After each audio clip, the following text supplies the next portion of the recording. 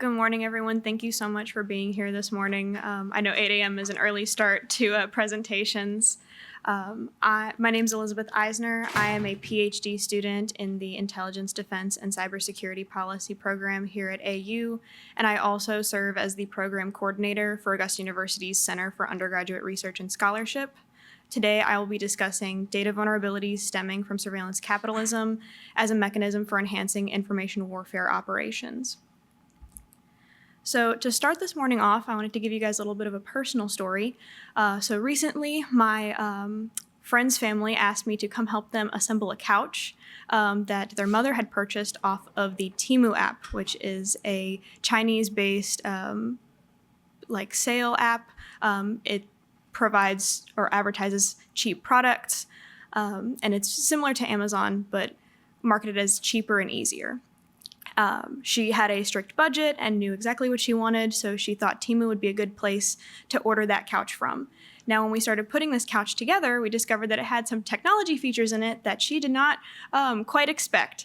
So some of those included LED lights on the bottom of the couch and a technology panel on the side that includes a fast charging feature where you place your phone on it, it connects to it, and starts wirelessly charging the phone.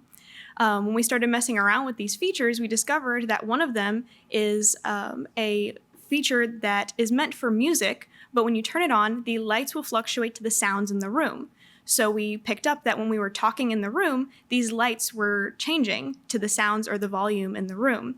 And so this led to a lot of jokes and conversations about, oh no, we have to be careful what we say around the couch. We don't want China to hear. Which led me to think about this story for my presentation, because as crazy as it might seem to think that your couch is listening to you, it's not too far off from the truth of what these apps and these companies are doing with our information whenever we use them. So to start off my presentation, I wanted to contextualize some terms that I'm going to be using throughout, and kind of how I have contextualize them in terms of the presentation and the way I use them. So first, propaganda versus information warfare.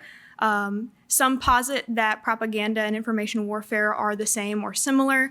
I posit that information warfare is an evolution of propaganda into the digital age.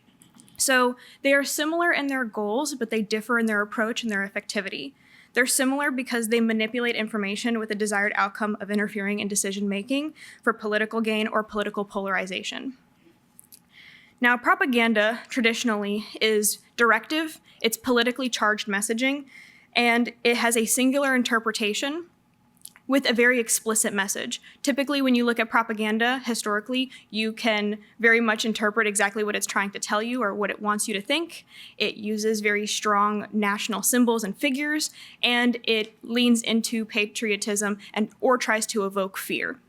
A lot of examples you might think of are things like Uncle Sam, Rosie the Riveter. When you look at those images, when you look at those posters, the message is very clear, and you can immediately tell what it is trying to influence you to believe. Now, with information warfare, it is highly effective and efficient. It is low cost and has a real-time customization ability. This means that, as we know, most editing apps or digital content creation apps are little to no cost to download and use, and the real-time customization comes from the ability to upload content onto the internet within a second. It takes absolutely no time, and from the time it takes you to edit it, which could be 10, 15 seconds just to change a single line or a single word, it is that quick to get it back up onto the internet to change however you see fit. It is covert in nature, and it has a more severe fear factor because of this. When the messaging is very subliminal and you can't look at a piece of content without knowing what is real and what is not and what it is trying to get out of you, that can be very scary and overwhelming, which, as opposed to propaganda where it tries to evoke some kind of fear, this is more of a suspicious and deep-seated doubt within the individual, as well as the rapid spread with ease that comes with the digital age. When something gets uploaded onto the internet, it can take a few minutes to just a few hours for it to spread globally. The second term that I want to bring up is surveillance capitalism. Surveillance capitalism is a originally business scholar term. In security studies, it has been seen to be referred to as data valence, but I also separate these terms because traditionally data valence refers to more data mining operations and just data surveillance, whereas surveillance capitalism has an economic and monetary component to it. Surveillance capitalism is a term coined by scholar Shoshana Zuboff. It describes a socioeconomic phenomenon that has evolved with the growth of technology. It commercializes personal data to push varying levels of surveillance and control in the digital domain. It is also an increasingly common business model for most technology and social media corporations. This model drives implications for politics by collecting lots of private user information to commercialize their online experiences for political and economic gain. The devices and applications that use these models collect all kinds of information about us that can stem from your location information, purchasing and conversation data, as well as any browsing data or any way you engage with the platform or device. And these devices can stem from anything to your smart home thermostat, to your Ring doorbell camera, to your dog's food bowl. This data, once it's collected, will be manipulated and then put up onto a marketplace that is referred to as the Behavior Futures Marketplace or the Personal Data Marketplace.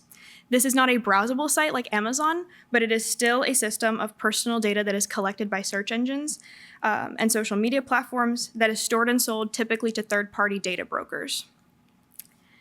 These data brokers are concerning because they provide at a cost private and personal data to anyone requesting it. Usually this includes personal identifying information, and they do this without any kind of vetting process or background check required. And from what I have read in other scholarship, there are a couple things that are very common among these data brokers. 9 out of 10 data brokers do not have a vetting or background check process when they are providing information at their cost. And 8 out of 10 of those data brokers do not check or care what the IP address location is of the person requesting it, or if the email address comes from China, America, or Russia. Additionally, from these studies, it has shown that a lot of the data that these brokers are selling is US military veteran data. In the current era of digital information, data collected through surveillance capitalism can eventually be labeled as material power between two actors, which exemplifies a new type of power that is being discussed, which is called instrumentarianism. Instrumentarian power is suggested to be able to understand and influence human behavior to others' ends, which can ultimately lead to the reduced need for physical armies or weapons. This power is exerted through the smart interconnected devices that I was speaking of earlier. This comes from the Internet of Things, where all of these smart devices that hook up to your Wi-Fi or are connected via Bluetooth can collect data from multiple different points and bring it all to one database if they are owned by the same company. Instrumentarianism is where surveillance capitalism creates threats to national security, giving all kinds of actors access to sensitive data due to the high dependence on computational systems for daily tasks. Now, while the sale of data is very concerning to national security, equally alarming is also the open access publication and broadcast of sensitive data. And I have identified that this comes out in two ways. First, the encouragement of self-publication of personal data. We're seeing a lot of this with the new AI that is coming out. One example would be when X, formerly Twitter, created their chatbot. Elon Musk was reaching out via X to all of the users, encouraging them to upload their diagnosis paperwork and their health data to the chatbot to train it to be more accurate in diagnosing illness, which means that he was essentially asking X users to upload HIPAA-protected information to an AI chatbot to a database that he would own. Another example of this is more recently the coming up of AI companionship. When people become so emotionally invested and dependent on AI chatbots for social interaction, they feel like they can share more private information with these AI systems, which is then feeding them more information about the individual, their family, their life, and anyone who they decide to talk to about this. The other way that this comes out is corporate entities creating publicly accessible databases. And I will talk about that in a few slides here in a minute. But I first wanted to highlight one of the most infamous cases of surveillance capitalism that probably most of us have heard about, and that would be the Cambridge Analytica scandal. So back in 2017, it came out that Cambridge Analytica was collecting or had collected lots of Facebook user data that it was then using to create targeted ads and campaigns to try to influence the US presidential election outcomes. How this happened, Facebook at the time claimed that they do not allow the sale of data to ad networks, but they do allow data to be used for research. And so what ended up happening is a professor based in the UK was approved to do research using Facebook data, and he got the approval of about 270,000 Facebook users to use their own data for his research. The Facebook users did agree to this, but when they agreed to this, what they did not know is that they were also agreeing to their entire friends list data to also be used for this research, which was not communicated with them. This led to Cambridge Analytica having about 50 million Facebook users' private data from those friends lists. Now, going back to that open access publication of information from corporate entities, I want to point you out to the Strava fitness app Heat Map.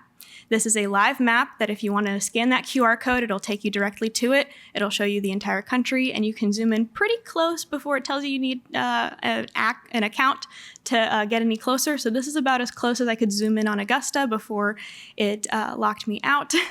And if you notice, there are a lot of dark blue spots, and those dark blue spots are the heat map element that show higher foot traffic based on what the app was tracking. So when anyone uses the app to track a run or any kind of exercise, it collects location data and immediately publicly publishes it on this heat map.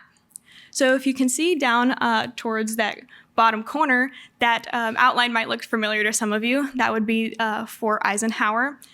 And while I know that we have Google Maps and satellites up in space that allow for a lot of geolocation and geospatial intelligence collection, it is concerning to know that there is a heat map available of the entire base that is accessible to anyone who has internet connection. These types of things create data vulnerabilities outside of what we already have with things like Google Map, because this provides a much more detailed look outside of just roads or vague outlines of buildings, and it also tells you where you are seeing heavier foot traffic in different areas. Next, I want to show you the conceptual framework model that I have developed out of my research. On one side, you see legitimate means and the surveillance capitalism model.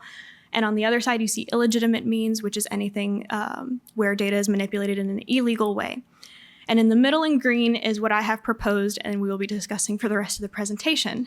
At the top, you see users on platforms and devices turns into stored data byproduct. That is the same for every one of these systems. So as users go onto these apps and use these devices, they are engaging with them, which is creating a data byproduct in the form of browsing data, location data, etc. From here, if we look in orange, that is the surveillance capitalism model, as I have simplified it. The data byproduct is then filtered and stored, or filtered and valued. So essentially, these companies take this data, they go through it, they decide what is useful and how useful is it. Once they determine what they need and how valuable it is to them, they can create a prediction product out of it. This prediction product is essentially a system that tells them or someone else what it is that you will engage with. What are you most likely to click on? What are you most likely to watch for 5, 10, 15 seconds? What are you most likely to scroll past? And can determine what kind of behaviors you will have in regards to different digital situations. That is then put up on the Behavior Futures Marketplace. From there, it can be sold as strategic information and used to fuel information warfare. Otherwise, it can be fed back into the company's own system through their algorithms. Those algorithms then take that information to then push you new content to see how you react to it. Did the prediction product work? What didn't work? What do we need to do to change that? And the system starts over again. Then in blue, we have the data broker route, which is essentially from that data byproduct. It is sold to a data broker. That data broker then directly sells it as strategic information, which then can be used for information warfare purposes. And on the other side, in purple, we have something that we've heard a lot about. Data byproduct is hacked or breached, which becomes stolen data. That stolen data is then typically uploaded onto black market sites, and then users of those black market sites can purchase it as strategic information and then fuel their information warfare needs. Now, what I propose in the middle in green is a direct pipeline approach of companies that are not based in the US or are based in non-democratic entities. So what I suggest is that any company that is owned, for example, by China, we all know that the Chinese Communist Party has very strong ties to the Chinese government. So any company based in China would create a direct ownership pipeline for the Chinese Communist Party to collect the strategic information out of their databases, which means that they can more easily and more directly fuel their information warfare needs. There is an overlooked direct intersection between surveillance capitalism and information warfare, in my opinion, and it's creating exponential data vulnerabilities in the global technology infrastructure. Because of the ease with which this data can now be collected, purchased, stored, reused, manipulated, or weaponized, it is the most prevalent and complicated digital weapon, making it a hot commodity for our adversaries and enemies. Now, looking at two of these apps specifically, TikTok and Temu, they hold large amounts of browsing power. This is due to all of the previously discussed methods with which they can collect data and store it. So an example of browsing power would be if you have a military base and there is a store that is the only store within a 30-minute radius that sells diapers.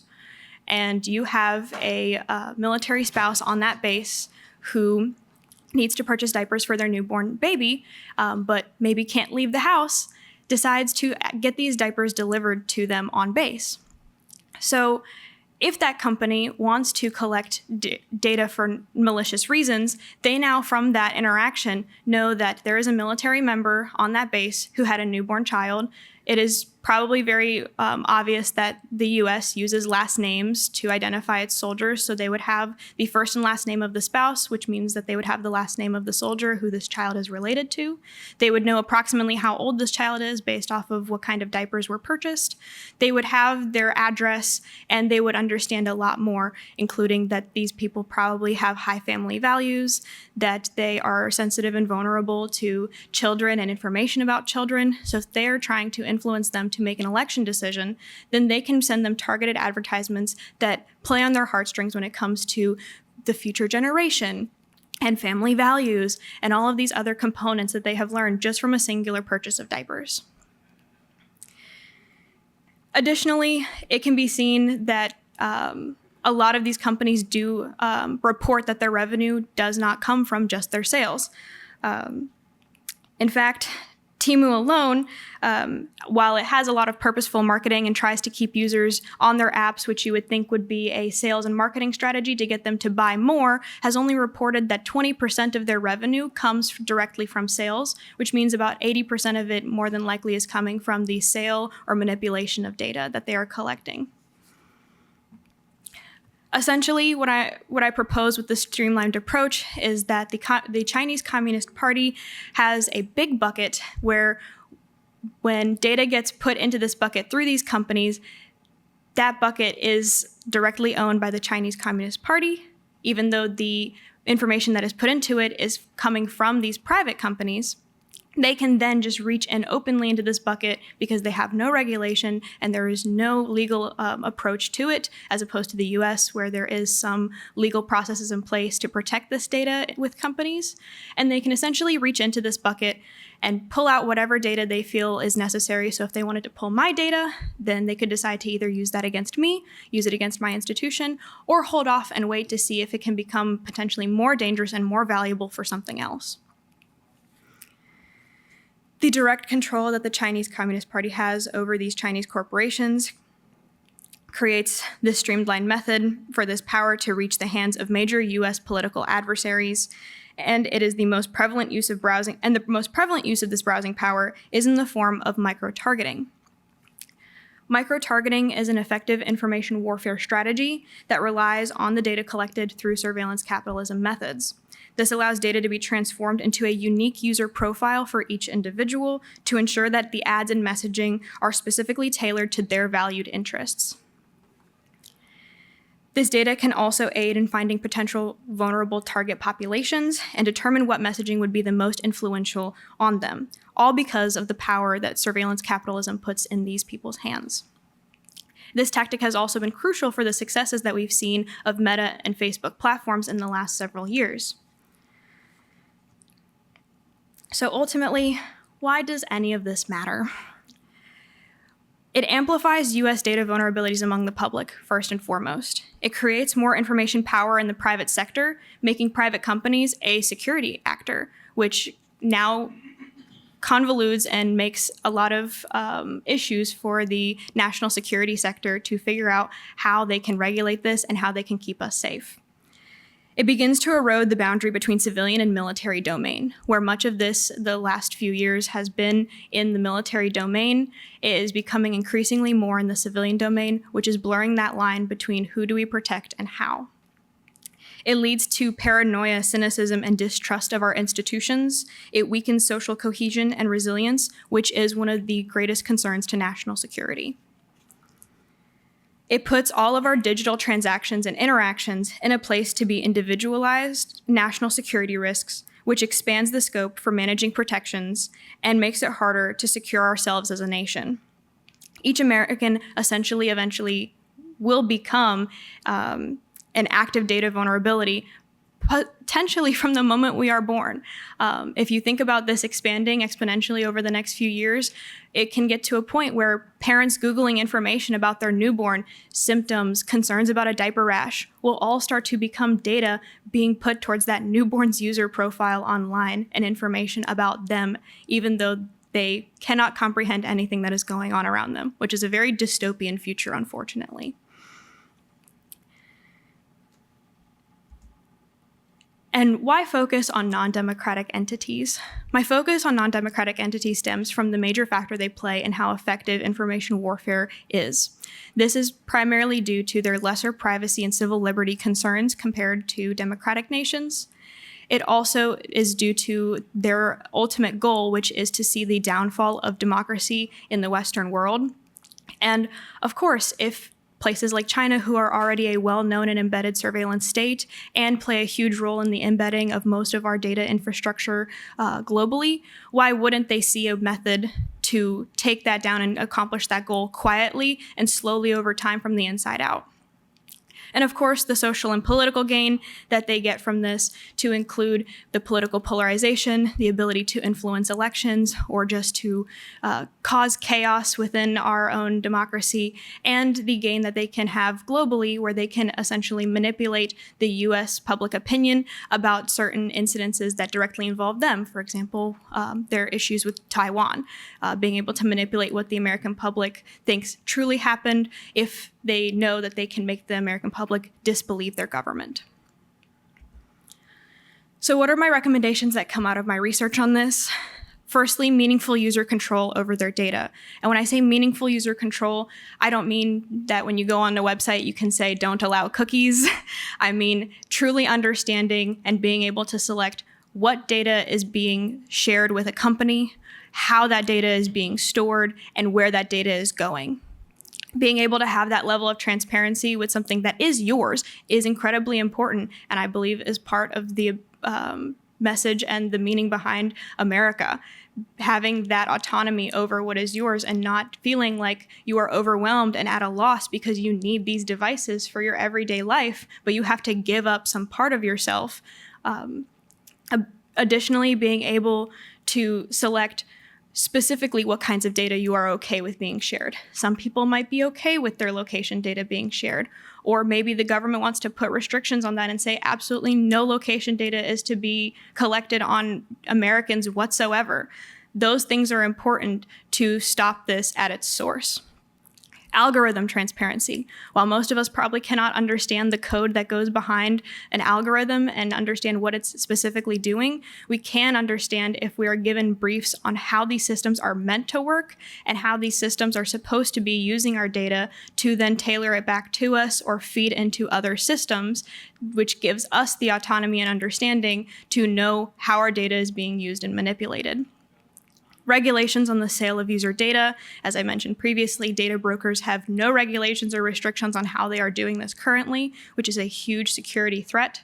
They need to have some kind of regulations in place, specifically vetting and background check processing to know who our adversaries are who are wanting this information. Putting regulations on this can give us more intelligence on who is requesting it, how often, and what they are requesting. Policy advocating for restrictions on micro-targeting. If you ask me, I would advocate for the ban of micro-targeting.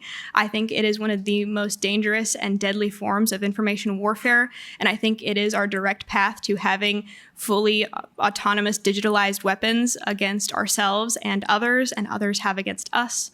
So I would highly like to see some policymakers advocating for restrictions on at least micro-targeting within the US, because I think, at least within our own borders, our government or prevalent actors within our systems should not be able to use micro-targeting against us. And finally, of course, data literacy and awareness education.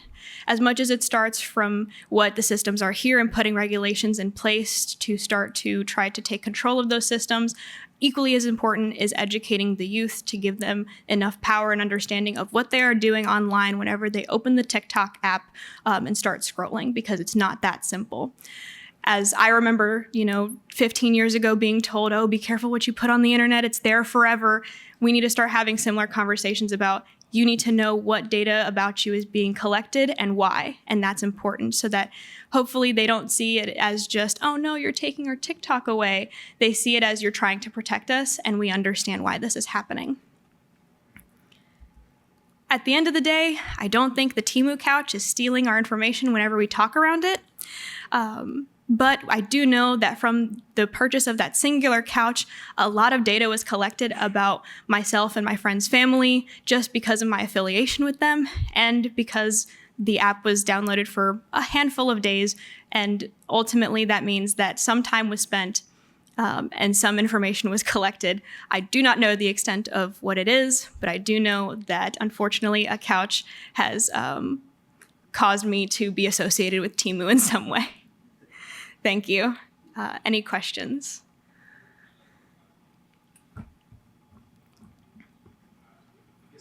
Yes. Based on your research, have you seen any efforts for the government to put policies forward to safeguard information?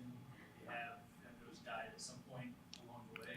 I have not seen much, unfortunately. Most of the time they are dying before they can really come to fruition or get on anyone importance radar.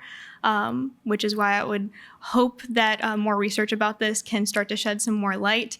Part of this research actually stemmed from the fact that I was reading a lot of security studies scholarship that would discuss both surveillance capitalism and information warfare as tangential topics, but I just never saw an intersection and a direct approach to this streamline effect.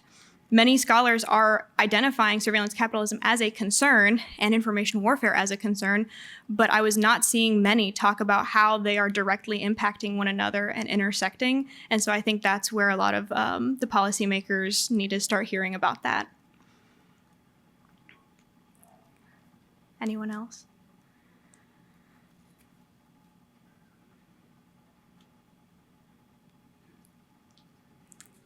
Good job. Thank you.